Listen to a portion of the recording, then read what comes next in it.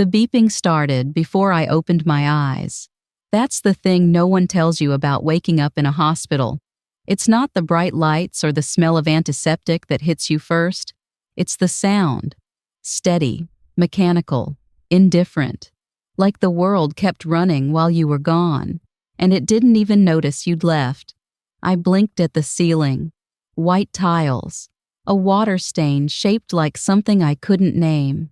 A nurse was adjusting something near my arm, and when she saw my eyes open, she smiled the kind of smile that people practice for moments exactly like this. "There she is," she said softly. "Take it easy. You're safe. Safe." I turned the word over in my mind. I was 63 years old, lying in a hospital bed with tubes in my arm, and the first face I saw belonged to a stranger. Safe felt like the wrong word entirely. Her name was Donna. She told me I'd been unconscious for nearly 2 days. She told me I'd had a stroke, not massive, she was quick to add, as if the size of it made any difference, and that I'd been found on the floor of my kitchen by my neighbor, Helen, who had come over to return a casserole dish and seen me through the screen door. Helen, 71 years old, bad knees, lives alone since her husband passed. She had called 911. Stayed with me until the ambulance came, and according to Donna, had called the hospital twice that evening to check on my condition. I lay there thinking about that.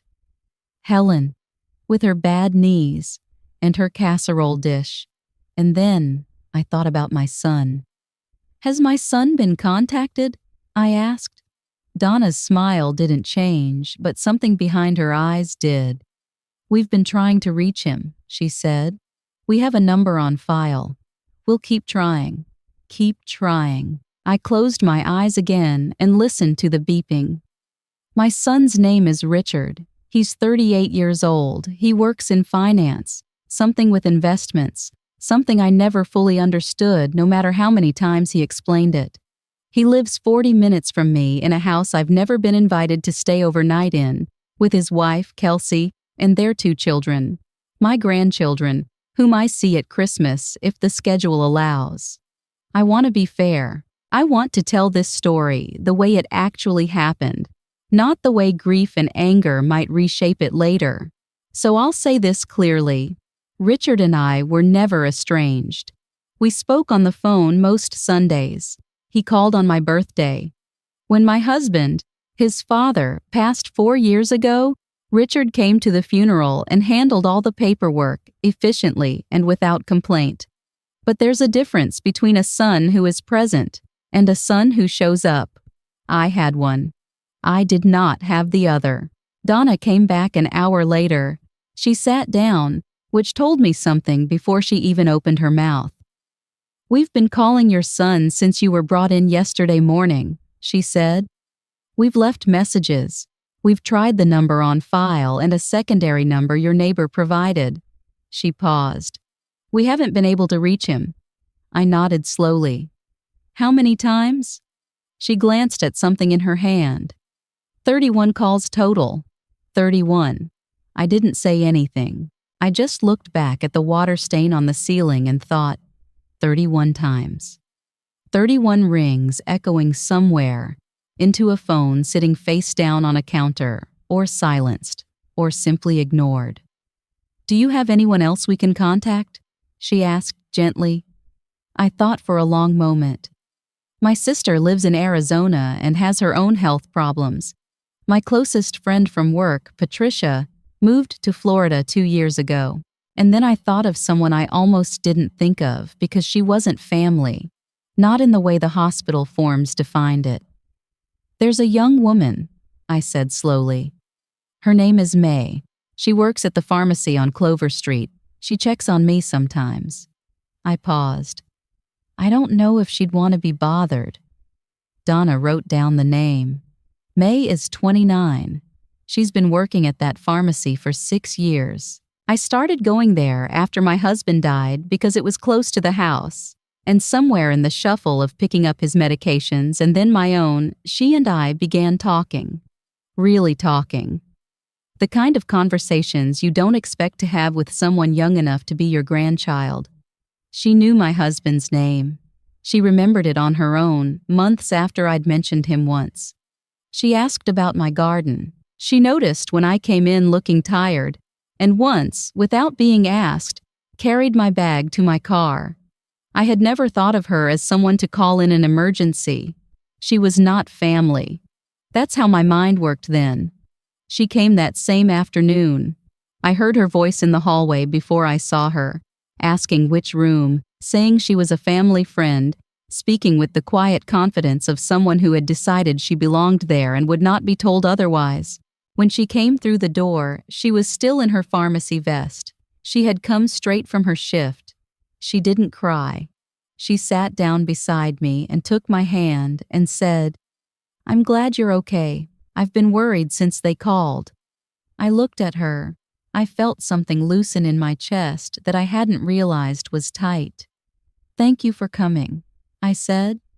"Of course," she said, as if it were the most obvious thing in the world. Richard finally called on the third day. Not the hospital. Me. My cell phone, which a nurse had plugged in for me on the second morning. I watched it ring. I watched his name on the screen. And I did something I had never done in 38 years of being his mother. I let it go to voicemail. Not because I was punishing him, not yet. I let it go because I needed a moment to breathe first, to decide who I was going to be when I answered.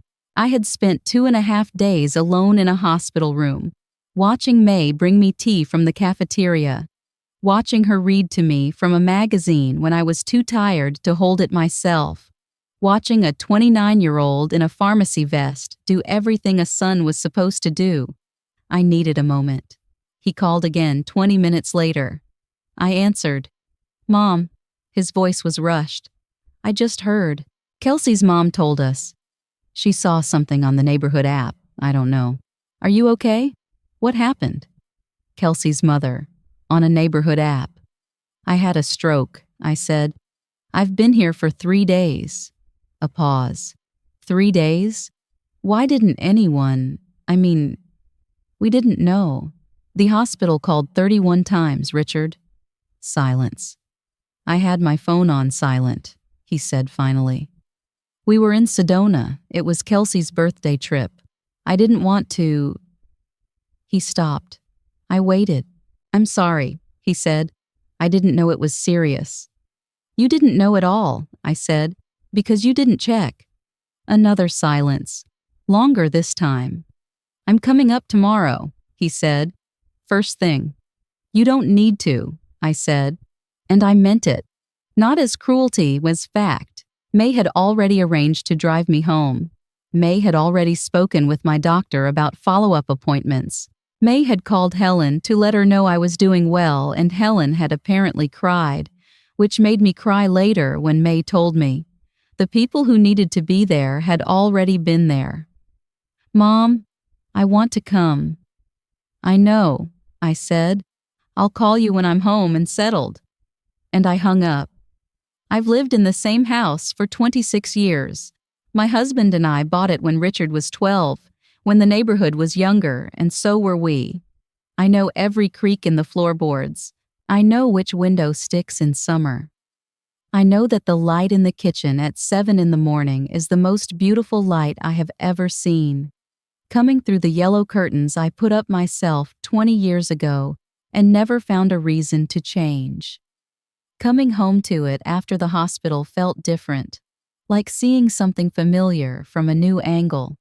Like the house had stayed the same, but I had shifted slightly. May carried my bag inside. She had stocked the refrigerator. I didn't know this until I opened it and stood there for a moment looking at yogurt and soup and orange juice arranged neatly on the shelves. She had put fresh flowers on the kitchen table, yellow ones, the same shade as the curtains. "You didn't have to do all this," I said. "I wanted to," she said. She stayed for 2 hours. We had soup at the kitchen table, and she told me about a customer at the pharmacy who had tried to return vitamins he'd already opened, and I laughed for the first time since before the hospital. real laughter, the kind that comes from somewhere loose and unguarded. When she left, she hugged me at the door. "Call me for anything," she said. "I mean it. Anything." After she drove away, I stood in the kitchen for a long time. Then I sat down at the table, pulled out the notepad I keep near the phone, and wrote down 3 names I needed to call first thing in the morning. My doctor, my financial advisor, and my attorney. Richard came on Saturday. He brought Kelsey, which I hadn't expected, and flowers, which I didn't need, and an energy that felt slightly off. Attentive in a way that was watching me more than seeing me, like he was trying to read something. We sat in the living room. Kelsey asked about my recovery with the careful politeness of someone asking questions they've rehearsed. Richard asked about my medications, my follow-up appointments, whether I needed anything done around the house. "The gutters need cleaning," I said. "I mentioned it in August." He nodded. "I'll send someone." Not, "I'll come do it. I'll send someone." We had coffee. We talked about the grandchildren. Both were at a soccer tournament, which is why they hadn't come. I nodded. I looked at my son across the coffee table. This man I had carried and raised and loved for 38 years, and I tried to find something to hold on to. I found it. Of course I did. He is my son. That doesn't dissolve, but it also doesn't erase 31 calls going unanswered while I lay on a hospital floor. Near the end of the visit, he cleared his throat in the way he does when he's building towards something. "Mom," he said, "I've been thinking, with everything that happened, maybe it's time to talk about some practical things. The house, your finances, what your plans are long term." I looked at him. "I just want to make sure you're taken care of," he added. "I am taken care of," I said. He glanced at Kelsey. "I only mean," he said carefully, "that at some point it might make sense to think about consolidating things. Having someone you trust keeping an eye on the accounts, just in case." I set down my coffee cup. "Someone I trust," I repeated. The room was very quiet. "I have an attorney," I said, "and a financial advisor. I had meetings with both of them this week. Everything is in order." I looked at him steadily.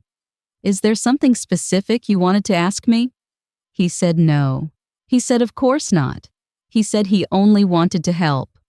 They left an hour later. I stood at the window and watched the car back out of the driveway, and then I went to the kitchen and called May to tell her how it had gone. And she listened to the whole thing without interrupting, and when I finished, she said, "You handled that with so much grace." I didn't feel graceful, but I felt clear, and clear was enough. My attorney's name is Sandra. She has handled my family's legal affairs for 11 years. When I sat across from her desk the week after coming home from the hospital and told her what I wanted to do, she didn't flinch, didn't try to talk me out of it, didn't suggest I wait and think it over. She asked me a few questions to make sure I understood the implications. I answered all of them. Then she nodded and said, "I'll have a draft ready by the end of the week." What I changed was not complicated. What I removed was not made in anger, even if anger had been the thing that finally made me move. I had been thinking about this for longer than I admitted to myself. The hospital was not the beginning of the story. It was only the moment the story became impossible to ignore. I kept the house. I kept my savings. I directed the bulk of my estate toward a fund I established in my late husband's name to support a literacy program at the library where he volunteered for 9 years. I left a specific bequest for Helen, who found me on the floor and called 911 and called the hospital twice to check on me. I left something for May, not everything, not even close, but something meaningful. Something that said, "You showed up when it mattered, and I saw it, and I want you to know that what you did was not small." To Richard, I left something too. I want to be honest about this. I did not remove him entirely. He is my son, but what I left him was a fraction of what he might have expected, and attached to it was a letter. Not angry, not accusatory, just truthful. It said, "I loved you completely. I still do. But love is not only something you feel, it is also something you do. And in the moment when doing it mattered most, you were somewhere else with your phone on silent. I hope this letter finds you when I am gone and you are older and you understand something you don't yet. I signed it with my name. Just my name, not Mom." 2 months after the hospital, on a Tuesday morning when the light was coming through the kitchen curtains exactly the way it always does, my phone rang. It was Richard. He had received a copy of the amended will. My attorney sends notification letters when documents are updated, a standard practice I had specifically requested. He was not calm. "I don't understand," he said, and his voice had that particular tightness that I recognized from when he was a teenager and something hadn't gone his way. "You're giving money to a pharmacist? Someone you barely know?" "I know her," I said. "Mom, this doesn't make sense. I'm your son." "Yes," I said. "You are." "I made a mistake," he said. "The trip was already planned. We didn't know." 31 calls, Richard. "I know that, and I'm sorry, but you can't." He stopped, started again. "This feels like a punishment." I thought about that for a moment, about whether it was. "It's not a punishment," I said finally. "It's a record. It's what actually happened, written down in a legal document, the same way things actually happened in real life. You were somewhere else. May was there. Helen was there. The document reflects that. That's all." He was quiet for a long time. "I want to be better," he said, and for the first time his voice lost the tightness and sounded like something else, something younger. "I want to do better. I didn't realize." "I know," I said, and I meant it. I believe he didn't realize. That's the part that is the saddest to me. Not that he chose wrong deliberately, but that he didn't think it was a choice at all. "We can have dinner," I said. "Next Sunday if you want. Bring the kids. I'll make the pot roast your father used to like." A pause. "Yeah," he said quietly. "I'd like that." "Good," I said. "And Richard, the gutters. I'll come do them myself," he said. "This weekend." "Okay," I said. We hung up. I sat in the kitchen in the morning light, and I stayed there for a while without moving, just letting the quiet be what it was. Not sad, not triumphant, just real. Last month, May came over on a Sunday afternoon, and we planted a small garden in the side yard. Tomatoes, basil, one stubborn rosemary that I've been trying to keep alive for 3 seasons. Helen came over and sat in the lawn chair I put out for her, and she gave opinions on the spacing of everything, most of which were correct. Richard came the weekend before that and cleaned the gutters. He brought my grandson, who is 9 and extremely serious about tools, and the two of them were up there for 2 hours. When they came down, my grandson showed me every piece of debris he'd removed, cataloged by type. And I told him he had done exceptional work, and he looked so proud I thought my chest might give out again, but in a different way entirely. I am 63 years old. I had a stroke on a Tuesday morning in my kitchen, and I was on the floor for a while before anyone found me. And when the hospital called my son 31 times, he did not answer. Those are the facts. Here is also a fact. Helen is coming for coffee on Thursday. May is taking me to my follow-up appointment next week because she wants to, not because I asked. My grandson wants to come back and help me build a raised garden bed, which I told him was an excellent plan. And I wake up every morning to yellow curtains and good light and the knowledge that I made it through something that could have ended differently. I kept my house. I kept my savings. I changed what needed to be changed. and I stopped waiting for people to show up and started paying attention to the ones who already had. That is the whole story. Every word of it is true. If any part of it sounded familiar to you, if you've ever waited by a phone that didn't ring, or been in a room full of strangers who were kinder than someone who shared your blood, then you already know what I mean. You are not alone, and neither anymore am I.